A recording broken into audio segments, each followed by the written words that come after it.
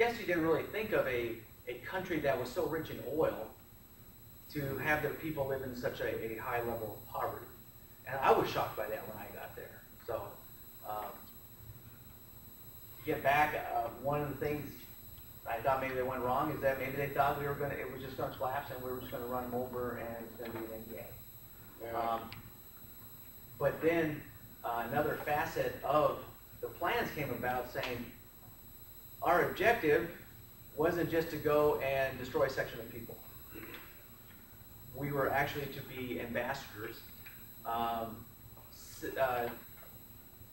be diplomats, helping towns start to reorganize their governments, get their mayors back in line, build up their police force and help them out.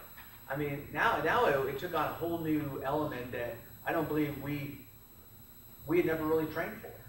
I mean, urban warfare, being diplomats, you know, I am an officer, I'm given an order, take this hill, take this section. I do that. I do that, I brief my troops and we do what we need to do. But now you're telling me, oh, by the way, I want you to organize a town hall meeting, talking with the leaders of the town and start building up the confidence that we're here to help. You're like, sir, I've never done that before. Let me ask this follow-up question, and then we'll go to the see if the students have one. In Saving Private Ryan, you know, the lieutenant or the captain, you know the movie. Yeah. The captain has been given this mission, you know, go get Ryan and get him out.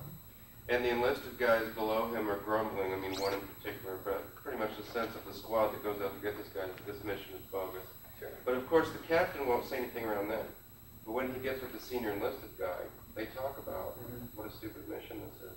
Sure. Did you have any conversations similar to that among the young junior officers? Well, I mean, I'm not talking about the whole project, but this particular mission, go do this particular thing. right. Do you remember those kinds of Yeah, conversations? I've had several conversations with my senior enlisted and other junior officers going, well, what are we doing? You know, as far as missions of, oh my gosh, don't blow up this building because it's a house for somebody. I'm like, wait a minute, we got rules now that we have to watch out. We know the insurgents are there. You know, it's just like with the mosques. It kills us because they would use the mosques to hide weapons and their terror forces in these mosques. But because it was a religious building, we play by a separate set of rules, says that we cannot go into those buildings. So why don't you just handcuff me right now and try to send me out there to fight the war? So I felt like stuff like that we didn't understand why we were hamstrung with some of the things that we had to do. Okay, anybody want to ask a question? Ask the tough questions. I know you guys got questions that you just want to ask. Yeah. I can keep going, that's fine, but go ahead, sir. This is kind of a personal question for you, just Sure. Related to a paper that I'm working on. I've talked with some Marines who went to Iraq, and coming from various religious backgrounds, they have different understandings of the way religion interacts with their time in combat. But one guy told me that he felt that he was specifically protected by God while he was there, that there were miraculous things that happened. The guy came up and said, something must be different with you because you've been able to get through these things without a scrape. And I was just wondering if you ever had any experiences like that or observed ideas like that God was protecting you or God was protecting the American military. Well, I remember one instance where when we were going into the desert, it wasn't my unit, but it was another unit, and a sandstorm came up, and they stopped it. So they couldn't move. And whether you want to call it was a divine intervention or what, or the fluke instance of that was a sandstorm, call it what you want. The next morning when they woke up and the sandstorm was gone, they looked out in front of them and it was a minefield. That if they had progressed forward, I don't think that unit would have made it, because there were anti-tank and anti-personnel mines all throughout. But that sandstorm exposed them all. Now for me, I'm a bomb tech. Tell the students what that is, what that's My job, I was an EOD officer, an EOD tech, explosive ordnance disposal. I disarmed IEDs, vehicle-borne IEDs. So in other words, you got guys out on patrol, they say, we've got an improvised explosive device here, and you're the guy, and your crew, you come out and disarm it. My team of 2 or 3 guys, we go out there and we neutralize the situation. A lot of times we had robots. A lot of times we had to walk. You don't want to walk. So did I do a lot of praying? I did a lot of praying. I prayed for my vehicles before I left that we would all get out, come back, and we did. But yeah, that was my job. One instance we had where I walked up, me and my team walked up on a truck that was rigged and wired to go. If I would have opened up the passenger door, I wouldn't be sitting here right now. It was wired to the light systems, so if I would have lifted the door and that whole truck would have went up. It didn't go up, thankfully. But we went back and it took us 2.5 hours to disarm that whole truck. So. Anybody have another question? How much were you or the guys with you affected by what was going on and the general thoughts about the war from the United States for you? You know, the funny thing is that when you hear from soldiers how they are or what they feel about the war, you have to figure out which soldier you're talking to. And what I mean by that, is it an active duty soldier who is there 24/7, or are you talking to a National Guard or Reserve soldier? Because you'll get way varying extremes in your conversation. The people who are active duty, they were more receptive to the fact that this is what we do. This is what we do every day. This is what we signed up for. So I had no problem with it. Now, of course, you don't like being gone from your family. You don't like being put in harm's way, but that's what you train. You train with a weapon back in the States. You know that there is a chance that you're going to have to go out there and have to defend yourself and use that weapon. Now, you talk to the Reserve and National Guard guy where, I'm not going to lie, it's tough on these guys. I mean, they're part-time. They're the weekend warriors that they get called up. It's an 18-month evolution for them. 6 months of their evolution is spent in another base here in the States training up, getting ready to do patrols out in Iraq. And then after that, then they leave for a year.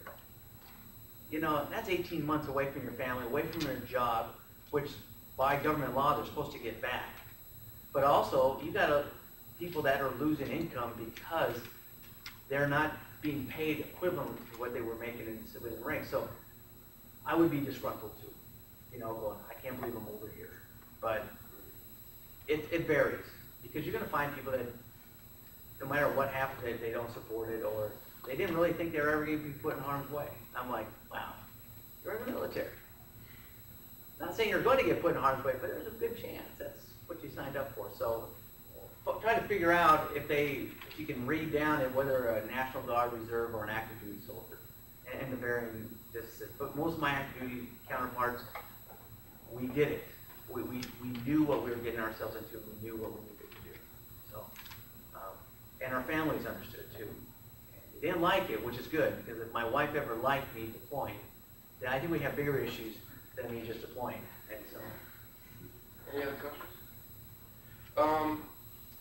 What do you think I'm thinking the junior enlisted guys you have, they're 18, 19, 20. What did you hear them say about not just the job in Iraq? Because I know a lot of attention is just focused on the job, getting the job done. Sure. What about the whole situation?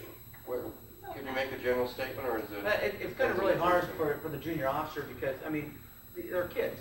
I mean, 18, 19, right out of high school. I mean, people keep thinking, well, they joined for the wrong reason. They joined for college. Some did. Some joined for the experience. And understand, I was an EOD officer, so I stuck with the EOD people for the most part. So these guys wanted to. We're a different breed of people. I'm not going to lie. We purposely put ourselves on top of a live munition that should blow up, and we disarm it. That's our job.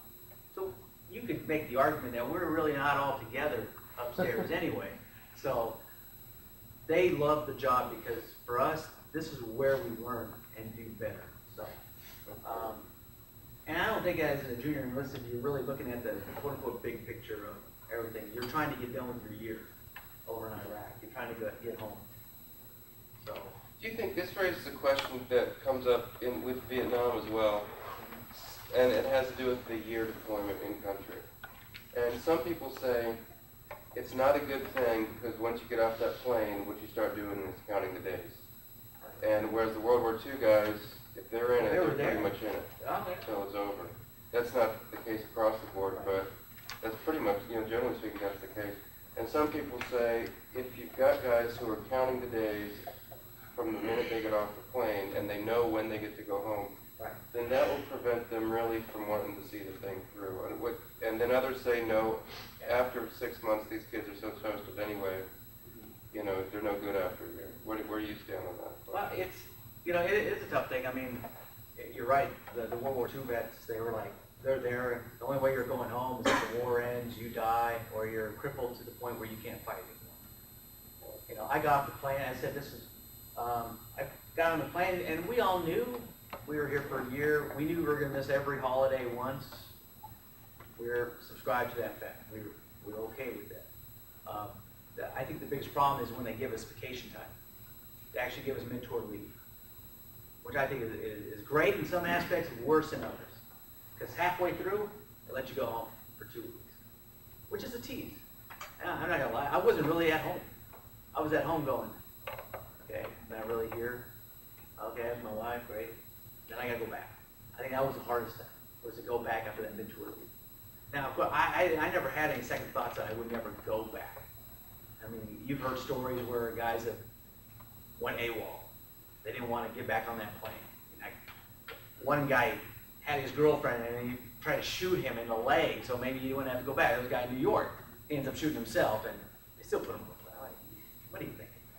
Come on, finish out the time. But is it a year a good thing? It was a long time. It was a long time. I was mentally fatigued. I got that. Burned out? I was burned out. Physically. More mentally. How long did it take you to recover? 4 months. You don't understand, when I'm talking about reintegrating back, was I all there? I didn't have any post-traumatic stress disorder. I see a lot of death yet. But I think God has blessed me with every day after the mission was over to flush my brain. Now, there are some guys and women who can't do that. They will keep and hold on to that image. And I feel for those. Those are the people that we really need to reach out to. And I thought the military actually did a very good job. They actually did bring counselors out there to have us talk to them. Now, what was tough with that is you're a military soldier out in a war zone speaking to a counselor.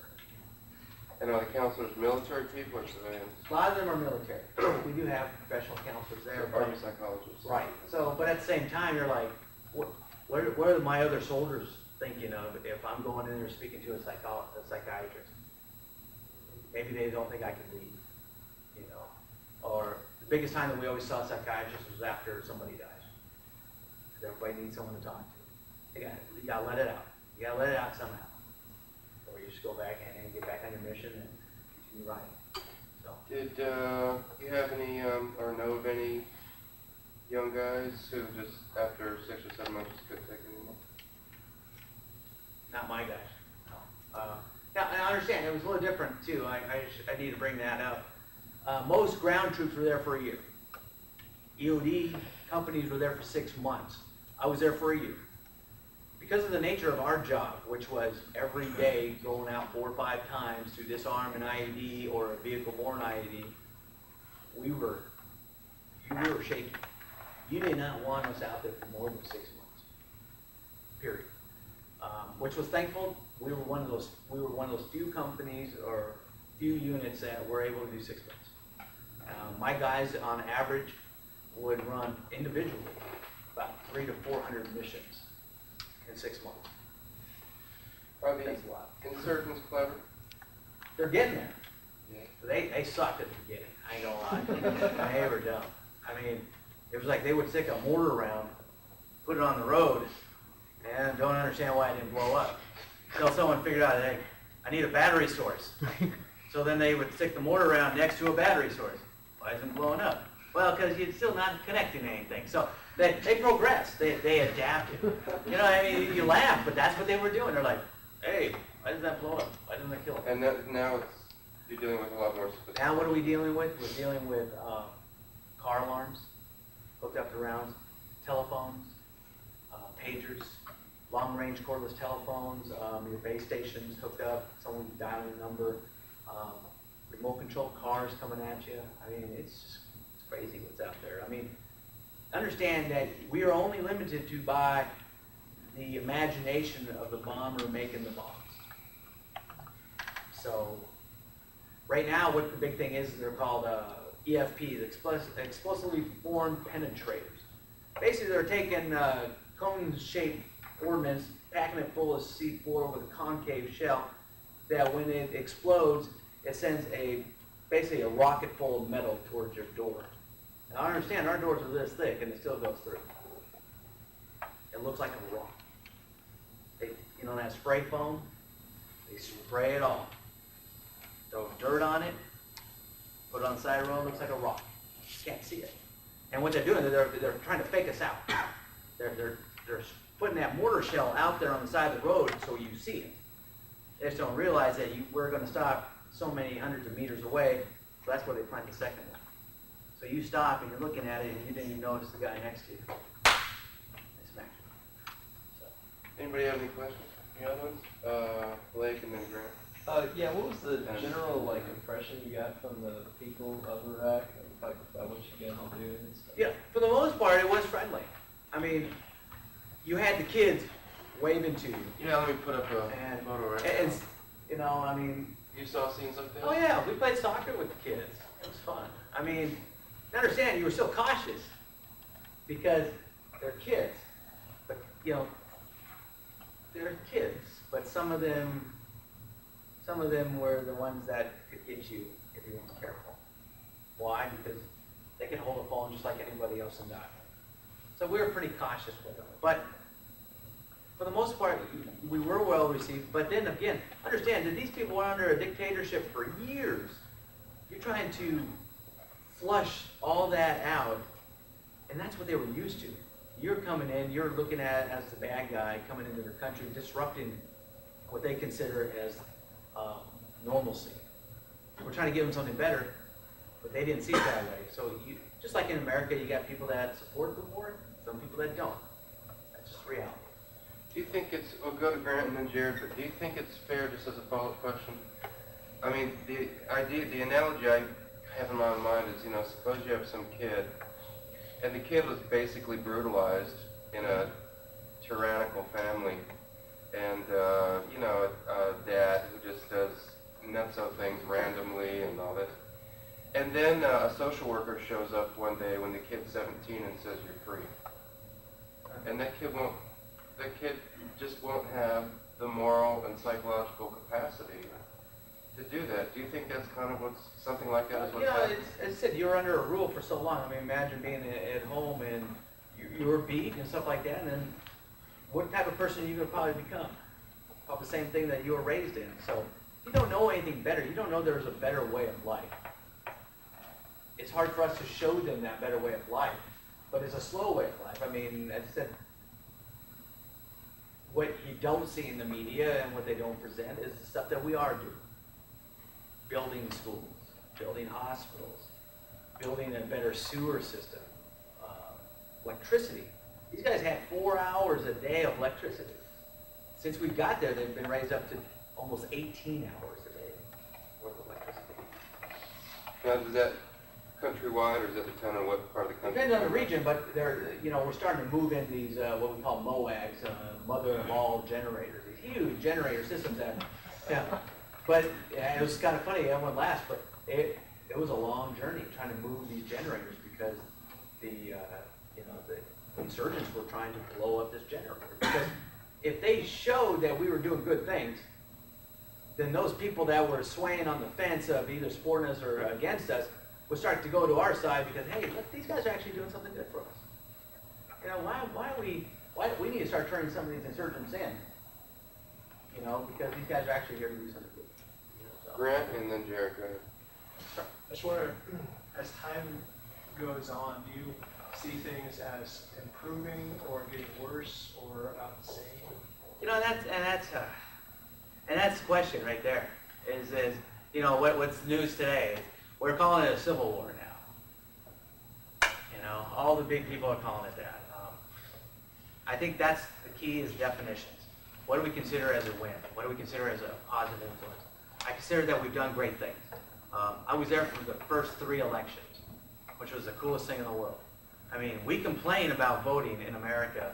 I don't have time. I don't have a place to park. These guys were standing in line, not knowing if an insurgent with a suicide vest was going to come in and blow them up. But they were voting anyway, for the first time. So I think good things have happened. As it goes on, yeah, we're focusing on the negative aspects. Every time someone dies, that's another number.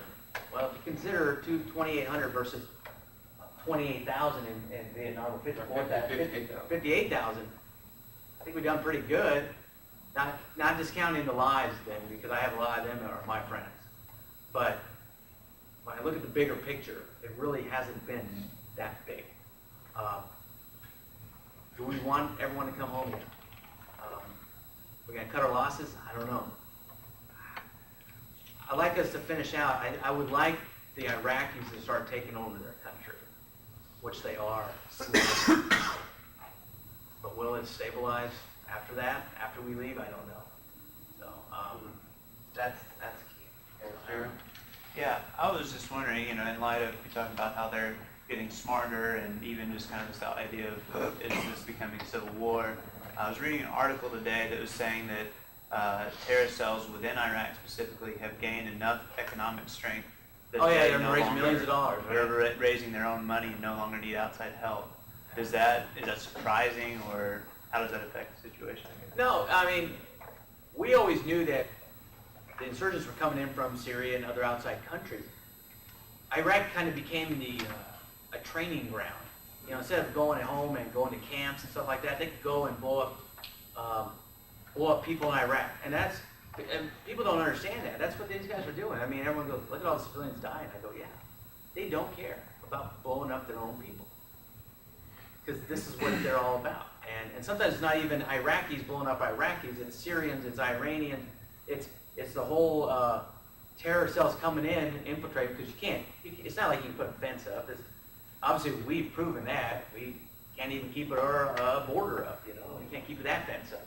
So does it surprise me? No. Is there a lot more money out there? Sure. Because we're still finding blocks of money underneath homes in Iraq. 300 million here, 800 million there. Where's the stop?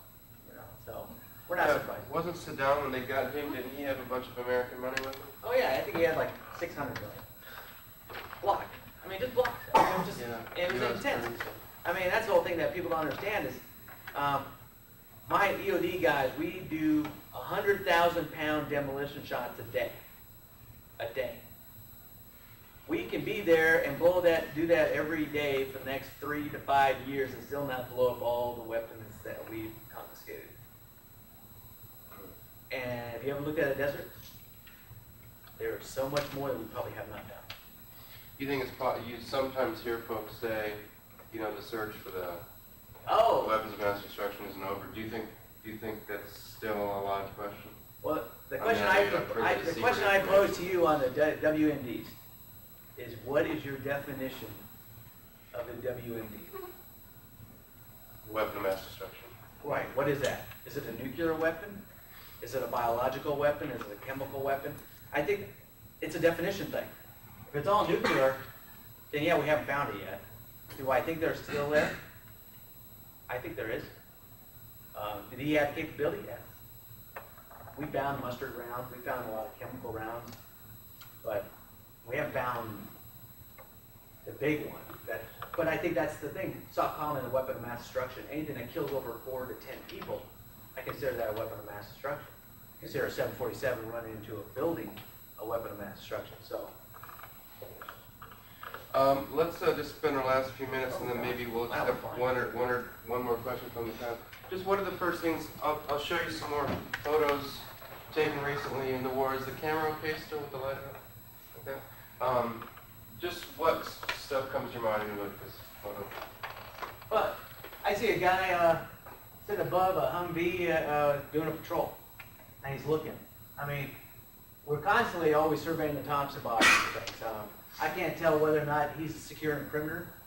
A lot of guys that we dealt with, they would find something and then secure the perimeter, make sure we keep people away.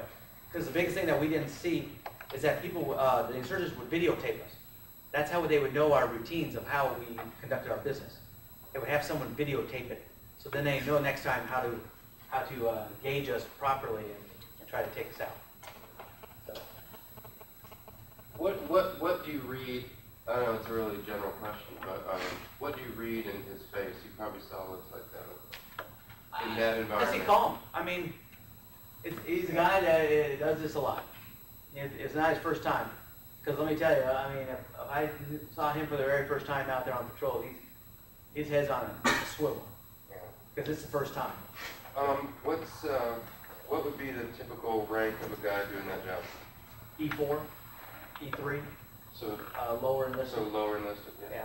And it's not saying that it's a lower enlisted position. It's just that, you know, this is the position of the gunner on the truck. Yeah. You know, you may even find some sergeants, some E5, E6s on it. I had a sergeant major actually man a gun one time. Let me see. Okay, here's a different one. These guys are obviously in some kind of tent situation. What goes through your mind there? Now, what's his rank there? Is that He's a staff sergeant. He's an E5? E6. E6? Yeah, the sergeant rank with the chevron on the bottom, he's an E6. Most What's in likely, mind here? he's formulating to his troops where to go around, where the fight's going to. He may be yelling back for reinforcements to either flank the possible enemy on that side or get ready to move over to the other side.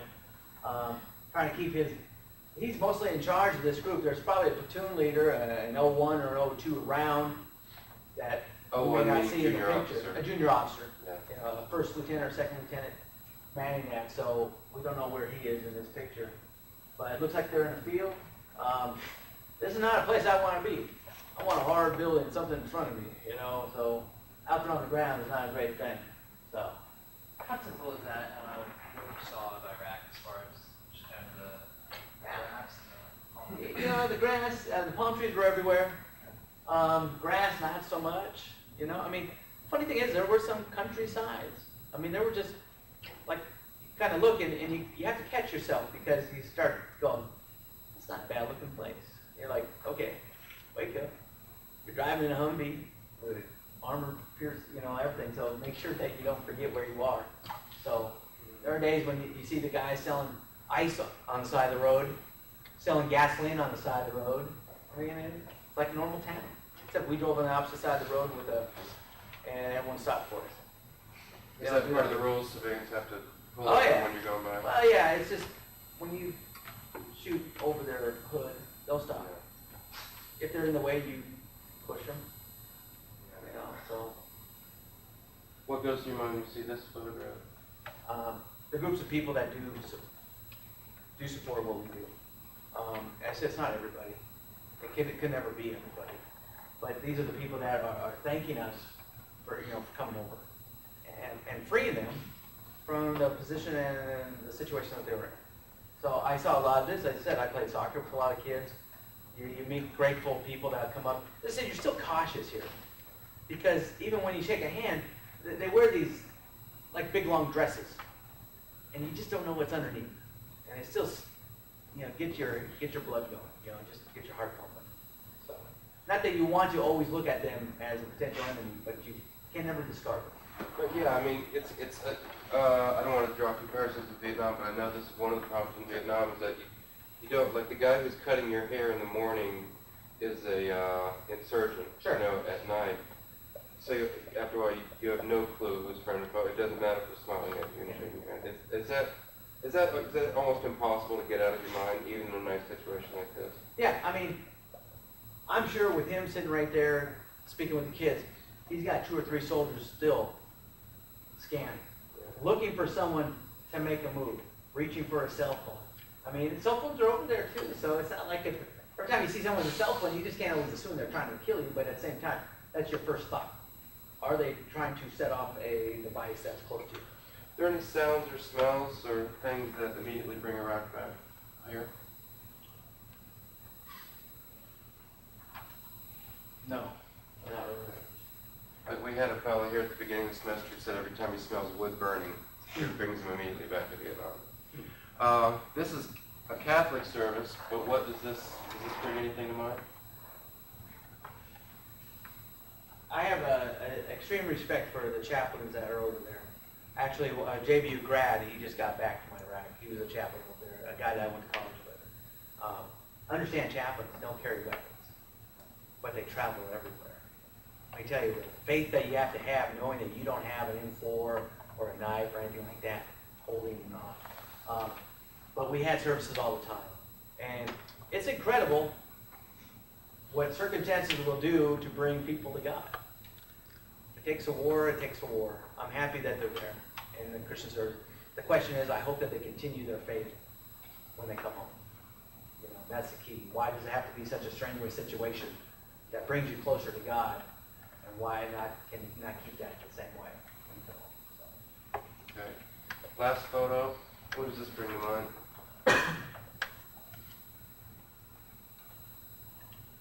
I went to too many of these. I went to,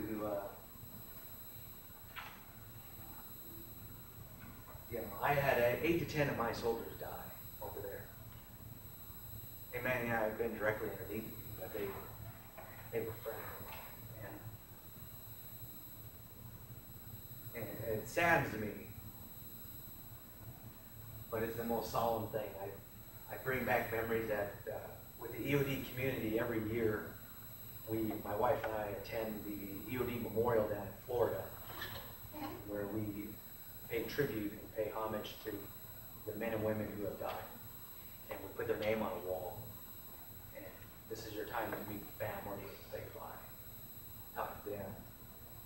What's neat about EOD community too is when an EOD soldier falls, an EOD tech flies with the body back to the States, hands it off to another EOD tech, who then escorts the body to the funeral home. And while that's going on, an EOD tech of the family's choice is with the family at all times.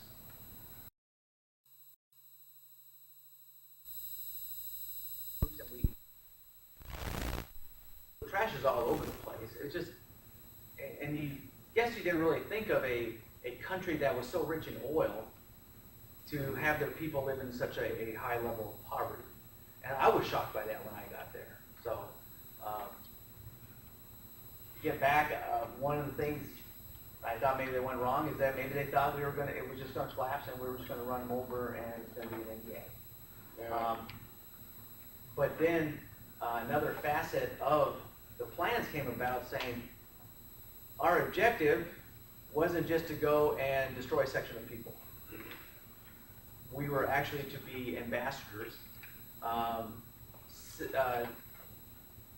be diplomats, helping towns start to reorganize their governments, get their mayors back in line, build up their police force and help them out. I mean, now it took on a whole new element that I don't believe we had never really trained for. I mean, urban warfare, being diplomats. You know, I am an officer. I'm given an order. Take this hill. Take this section. I do that.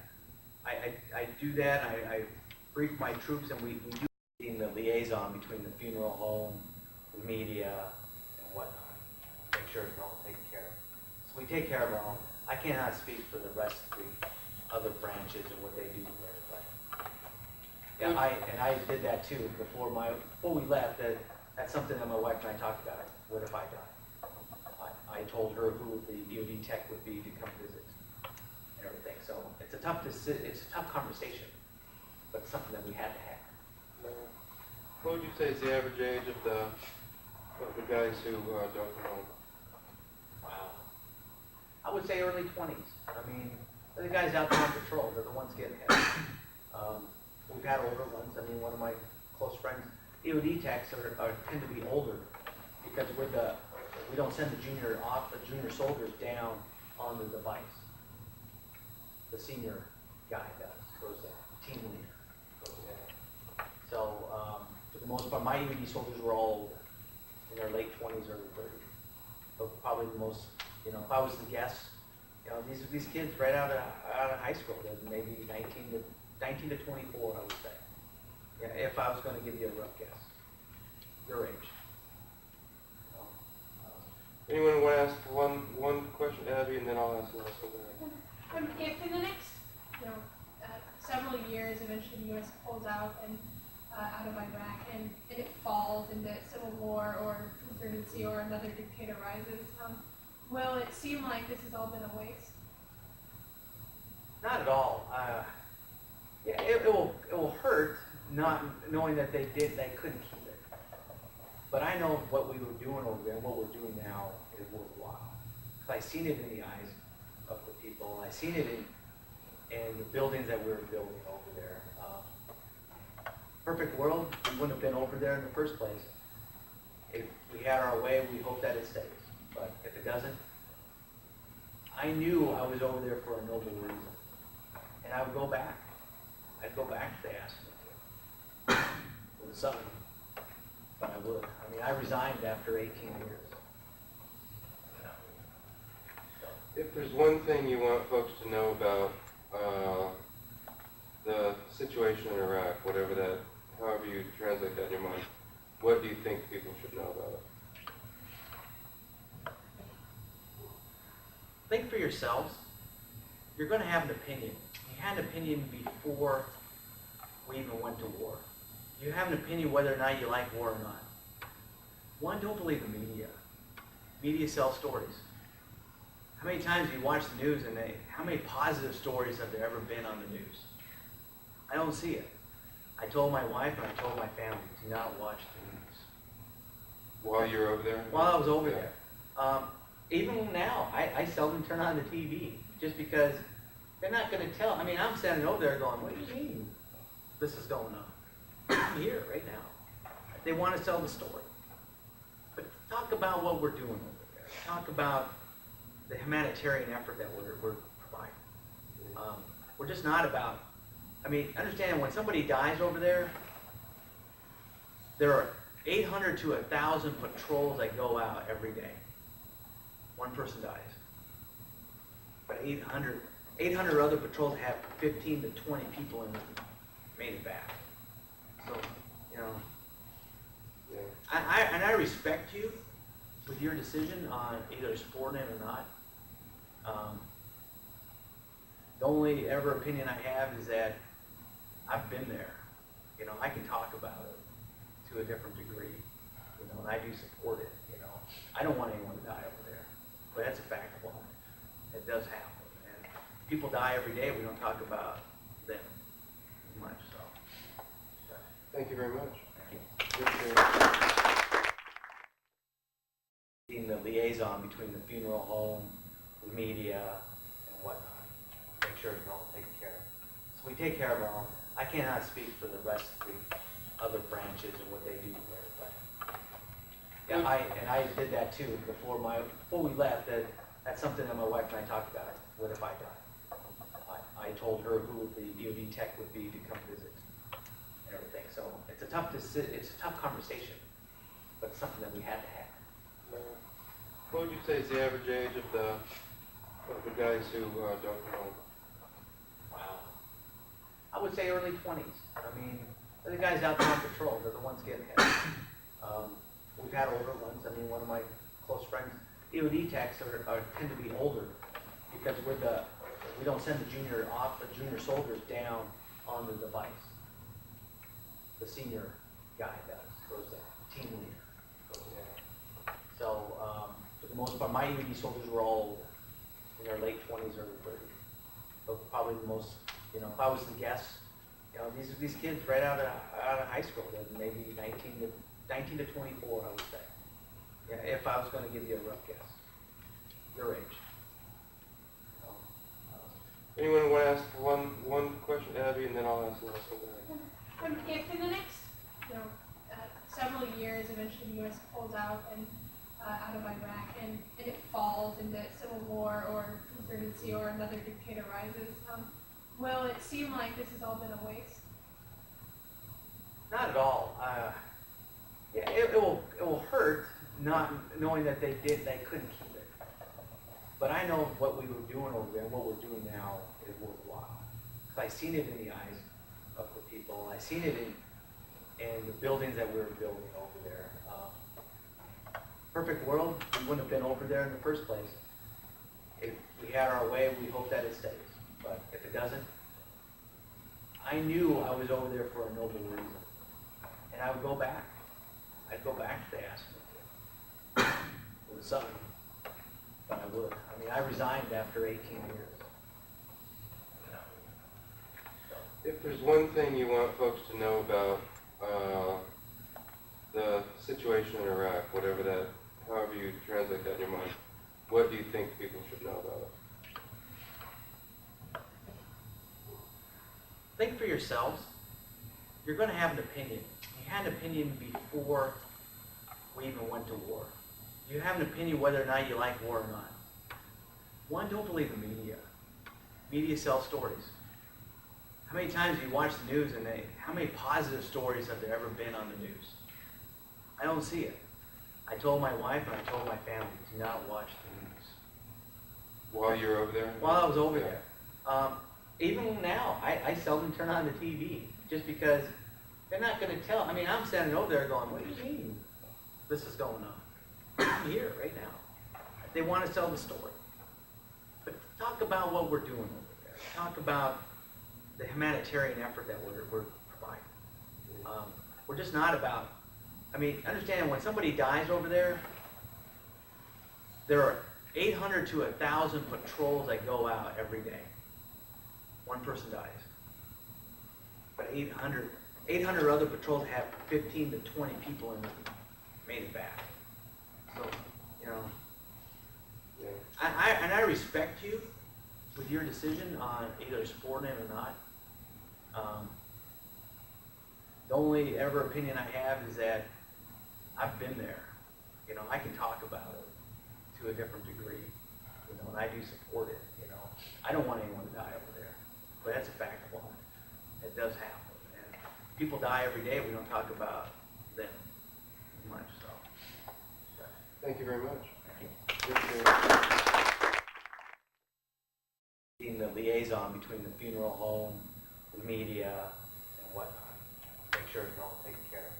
So we take care of our own. I cannot speak for the rest of the other branches and what they do there, but yeah, I did that too before we left. That's something that my wife and I talked about. What if I die? I told her who the DoD tech would be to come visit and everything. So it's a tough conversation, but it's something that we had to have. What would you say is the average age of the guys who don't come home? Wow. I would say early 20s. I mean, the guys out there on patrol, they're the ones getting hit. We've had older ones. I mean, one of my close friends, DoD techs tend to be older because we don't send the junior soldiers down on the device. The senior guy goes down, team leader goes down. So, for the most part, my EOD soldiers were all in their late 20s, early 30s. But probably the most, you know, if I was to guess, you know, these kids right out of high school, they're maybe 19 to 24, I would say. Yeah, if I was going to give you a rough guess, your age. Anyone want to ask one question, Abby, and then I'll ask the last one. If in the next, several years, eventually the U.S. pulls out out of Iraq and it falls into civil war or insurgency or another dictator rises, will it seem like this has all been a waste?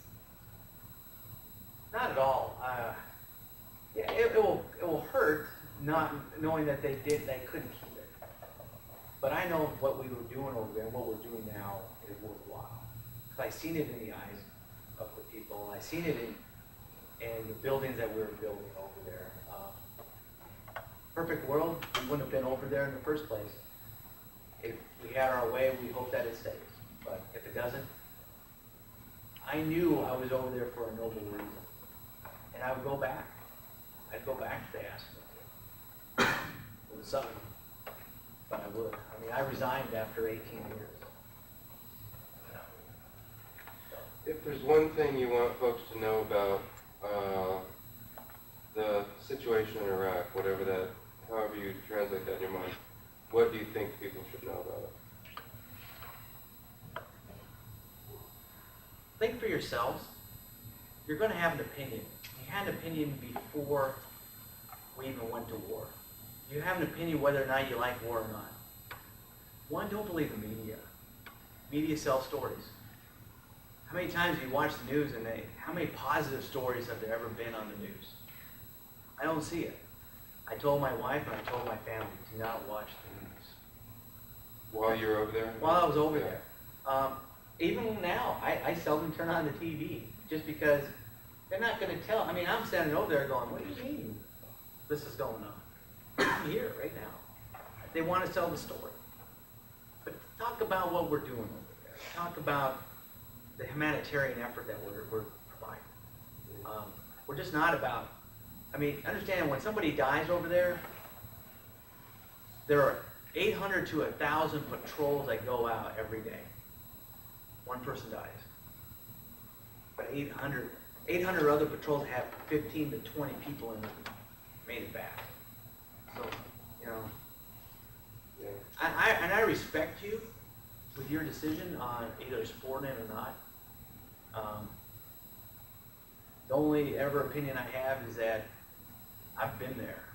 You know, I can talk about it to a different degree. You know, and I do support it. You know, I don't want anyone to die over there, but that's a fact of life. It does happen, and people die every day. We don't talk about them much. So, Thank you very much.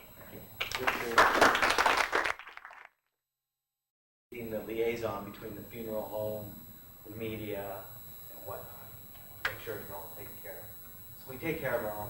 I cannot speak for the rest of the other branches and what they do there, but yeah, I did that too before we left. That's something that my wife and I talked about. What if I die?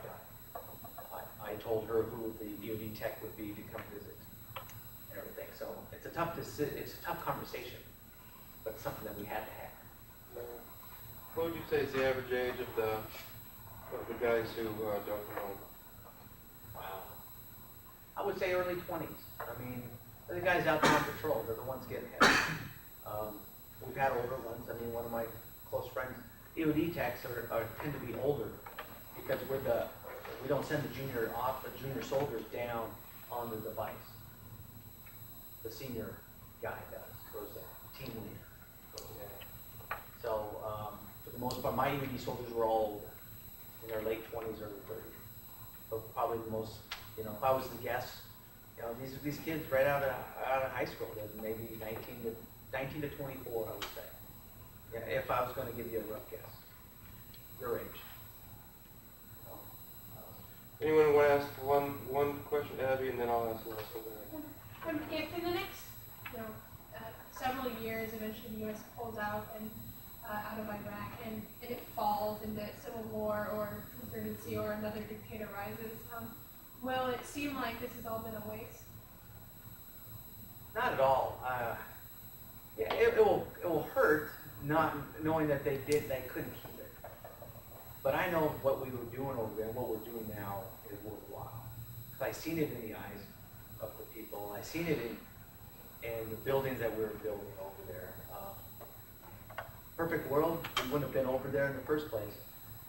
If we had our way, we hope that it stays. But if it doesn't, I knew I was over there for a noble reason.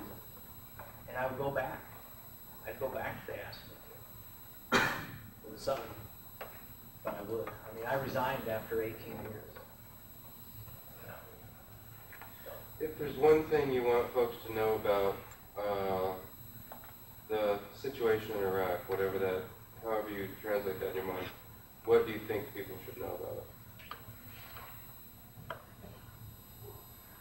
Think for yourselves. You're going to have an opinion. You had an opinion before we even went to war. You have an opinion whether or not you like war or not. One, don't believe the media. Media sells stories. How many times do you watch the news and how many positive stories have there ever been on the news? I don't see it. I told my wife and I told my family, do not watch the news. While you're over there? while I was over Yeah. there. Even now, I seldom turn on the TV, just because they're not gonna tell. I mean, I'm standing over there going, what do you mean this is going on? I'm here right now. They wanna sell the story. But talk about what we're doing over there. Talk about the humanitarian effort that we're providing. We're just not about, I mean, understand when somebody dies over there, there are 800 to 1,000 patrols that go out every day. One person dies. But 800 other patrols have 15 to 20 people in them made it back. So, you know, Yeah. I respect you with your decision on either supporting it or not. The only ever opinion I have is that I've been there. You know, I can talk about it to a different degree. You know, and I do support it, you know.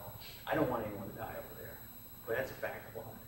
It does happen. And people die every day, we don't talk about them much, so. Thank you very much. Thank you. Appreciate it.